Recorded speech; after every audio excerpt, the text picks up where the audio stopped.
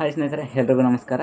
ಇವತ್ತಿನ ವಿಡಿಯೋದಲ್ಲಿ ನವೋದಯ 6ನೇ ತರಗತಿ ಪ್ರವೇಶ ಪಡೆಯಲು ಅರ್ಜಿ ಈಗಾಗಲೇ ಪ್ರಾರಂಭವಾಗಿದ್ದಾವೆ. ಡಾಕ್ಯುಮೆಂಟ್ಸ್ ಏನೇನು ಬೇಕು ಮತ್ತು ಕೊನೆಯ ದಿನಾಂಕ ಯಾವಾಗ ಅನ್ನೋದು ಇವತ್ತಿನ ವಿಡಿಯೋದಲ್ಲಿ ತಿಳಿಸ್ತೀನಿ.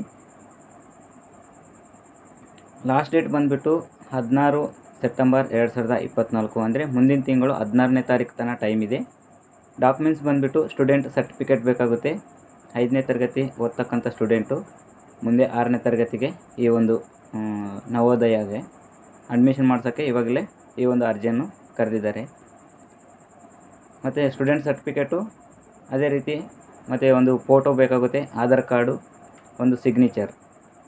ಸ್ಟೂಡೆಂಟು ಒಂದು ತಂದೆ ಅಥವಾ ತಾಯಿಯ ಒಂದು ಸಿಗ್ನೇಚರ್ ಬೇಕಾಗುತ್ತೆ.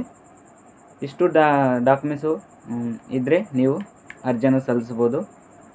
ಅರ್ಜಿ ಸಲ್ಲಿಸೋಕ್ಕೆ ಕೊನೆಯ ದಿನಾಂಕ ಗೊತ್ತಲ್ಲ, 16